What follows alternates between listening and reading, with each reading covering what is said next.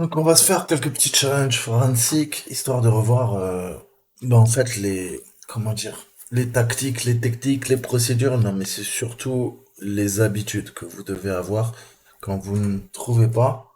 Parfois, hein, comme disait mon père, quand tu cherches quelque chose et que tu le trouves pas, c'est qu'il est juste sous tes yeux. Bah, ça sera souvent le cas en stéganographie ou en forensique. Donc on a 10 petits challenges. Il est pas content. Là, il est content. Ok. Donc, on dirait qu'on a une image. C'est un PNG.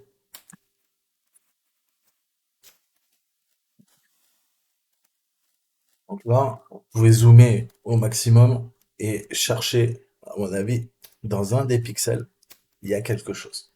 En tout cas, c'est sanglant. Ne faites pas ça à la maison.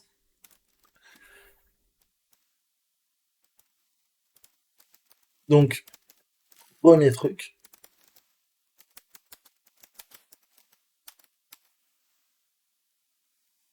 Donc, il nous dit, Marty pense qu'il y a une chaîne intéressante dans cette image. Est-ce que vous pouvez l'aider à la trouver? Donc, string, ils nous mettent sur la piste. String, vous savez que c'est un programme sous Linux et ça nous permet de récupérer des chaînes mémoniques qui sont compréhensibles euh, par l'humain à partir de quoi? D'une archive, d'un programme. hein. Quand bien même il a été compilé, je peux quand même essayer d'extraire les choses que moi je peux comprendre. Donc string, c'est une chaîne de caractères. Strings, et on va prendre l'image. Ok. Donc vous voyez qu'il nous sort quoi? Il nous sort toutes les chaînes possibles et inimaginables qui ont été extraits de l'image, tout simplement. Donc on voit qu'on en a un paquet. hein. Là-dedans, il y a quoi? Il y a peut-être notre réponse, tout simplement. On va voir. On va grepper. On va partir à n-1.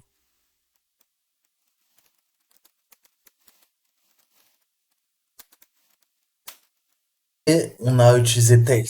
Tails, ça nous demande, c'est comme la queue, ça nous demande de nous afficher uniquement euh, les dernières parties d'un fichier. hein. Et le tiret N, je lui demande, tu vas m'afficher X lignes. hein. Au lieu de m'afficher les 10 dernières lignes, je peux lui mettre moins N plus quelque chose, plus K. Là, mon K est égal à 1. Donc, qu'est-ce que je lui dis? Je lui dis tout simplement, on l'avait sous les yeux. À la fin, on a quoi? Il nous affiche avec Tails les 10 dernières lignes et on voit que c'est bien la dernière. hein. Donc là, je travaille sur la N1. D'accord? Donc pensez, on pense à l'envers. C'est-à-dire que quoi? Ça c'est 1, ça c'est 2, ça c'est 3. D'accord? Puisqu'on part du bas. À l'inverse, celle-ci c'est pas la première. Si Tails t'affiche 10 lignes par défaut, celle-ci c'est la 10e. D'accord? Donc il faut penser à l'envers. Maintenant on voit ça. Ça, ça vous parle? Quand vous voyez ça, vous avez de fortes chances que quoi? C'est chiffré? Non. C'est encodé? Oui. C'est encodé en quoi? En base 64. D'accord? Donc comment je peux faire ça? Piper. Piper, piper. Je lui dis n-1 et je peux piper une nouvelle commande. Je peux lui dire quoi? Base64. Icon. D'accord? Il faut le D. Hein? Vous vous rappelez que le base64, comment ça marche, grosso modo? Ça marche en quoi? En encodant ou en décodant. Si je mets rien, ça réencode. Qu'est-ce que ça vient de faire en fait? Si je mets rien, ça vient de prendre le string, ça c'est notre chaîne de caractères, et ça vient de la réencoder en base 64. La preuve en est, comment je sais ça? On a qu'à, hop, on va décoder ça. Hop, écho, je lui donne une chaîne de caractères, et je pipe base64 decode. On se retrouve avec quoi? Avec l'origine. Donc, Vous avez compris? Base 64 tout seul, c'est l'équivalent d'un base 64-E. Et pour décoder, c'est base 64 decode. D'accord? Et là, ça marche, en effet. Si je prends ça et que je le décode, c'est ce qui est là. J'ai ma première commande. Je demande à Strings de quoi? De tirer toutes les chaînes de caractères compréhensibles par un être humain. Mais je lui demande pas de quoi? De l'afficher, de faire un output sur mon terminal. Je redirige, grâce au pipe, tous les résultats dans une autre commande. Cette commande, c'est tail. C'est affiche-moi les 10 dernières lignes. Sauf que je lui précise un paramètre. C'est le -N1. Avec ce flag, ce switch, ça lui dit, écoute, sur les 10 dernières lignes, affiche-moi uniquement la dernière. D'accord? Puisque c'est inversé. On part du bas. Et ce résultat, je lui demande pas de me l'afficher. Je lui demande de passer ce résultat en base 64 et de le décoder. Et on arrive au résultat final. Donc vous voyez bien que le pipe, hein, c'est extrêmement utile, puisque sinon, qu'est-ce qu'on aurait dû faire? Bah, on peut le faire. Techniquement, on peut le faire. Qu'est-ce que je peux faire? Je peux le faire à la main. Je peux aller faire ça. Ok. Bon, je sais que c'est le dernier. Ça, de faire ça.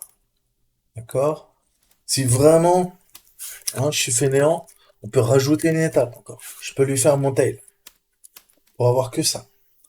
Et après, qu'est-ce que je veux? Troisième étape, on a fait un, deux. Troisième étape, faut décoder. Donc il faut que je prenne ça,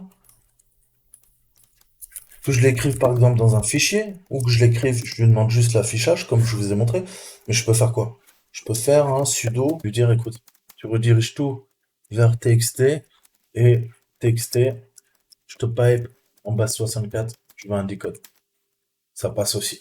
Et ce qu'il a fait, il a enregistré dans tout.txt le string et l'encode. Et vous voyez la puissance du pipe. Hein, je peux même m'amuser à faire plus compliqué, mais en une étape. C'est l'avantage du pipe. Je reprends. Non, reprenons, reprenons. Je reprends. Faisons plus compliqué. Amusons-nous. Ça, je peux rajouter quoi? Une nouvelle étape. Tu rediriges tout vers TXT et le résultat de TXT, tu le décodes en base 64. Ça marche aussi. Qu'est-ce qu'il a fait? Bah, il a également écrit dans Toto. Ok? Mais je peux tout à fait me passer de quoi? D'écrire dans un fichier toto.txt, de faire ma redirection. Ce résultat, je le passe ici et je le repasse ici. C'est toutes les bases du pipe. Ok? Et challenge. Mais on va revoir les commandes Linux et derrière la logique. Hein. Donc vous voyez qu'on peut tout à fait quoi? Ben, on peut tout à fait encoder un message en base 64 et l'intégrer à une photo. Passer une photo à votre ami, il pourra quoi? Utiliser strings pour extraire la chaîne encodée en base 64, la décoder et avoir votre message. C'est comme ça que les espions se passaient des messages avant. Hein, puisque tu le sais pas, mais tu peux avoir de la stégano. Hein. Alors avant, il n'y avait pas Internet. Dans le monde du renseignement, on utilisait des microfilms. Hein, les microfilms, c'est quoi? C'est une photo qui a été rétrécie des milliards et des milliards de fois. Hein. Et en fait, bah, c'est intégré. Vous pouvez quoi? Utiliser des sortes de microscopes, hein, pour agrandir une image. Hein, on le faisait de façon analogique et pouvoir lire du texte qui avait été dissimulé sur une photo d'un journal. Hein, c'est le principe du microfilm. Voilà le matos qu'on utilisait. Ça peut être réduit. Ça peut être réduit encore. Et ça, c'était bien avant l'arrivée des ordinateurs. Hein. On va réduire, là, encore, c'est visible. C'est de la taille d'un timbre-poste. Mais le timbre-poste, c'est un journal au format A4 que vous allez pouvoir agrandir. Dans le renseignement, c'est un point encore plus petit sur une feuille de papier. Et là-dedans, il y avait quoi? Eh ben, il y avait une page complète A4. Ça, c'est le principe du microfilm. Alors, dans le secteur civil, on réduisait pas autant, mais par contre, vous imaginez, dans plein de documents, vous pouviez faire passer des messages. de la taille d'un point. Et voilà le matos qu'on pourrait utiliser. Hmm. Il n'est pas rare, vous l'avez vu dans des films, hein, quand vous allez quoi? Dans des librairies, des bibliothèques. Aux États-Unis, vous avez toutes les archives du journal local ou des journaux locaux qui sont sur microfilm, ok? Et on peut consulter, bien avant Internet, on pouvait consulter tous les articles, tout était stocké sur microfilm, d'accord? Donc la stéganographie, le forensique, cacher quelque chose dans quelque chose, c'est vieux comme le monde.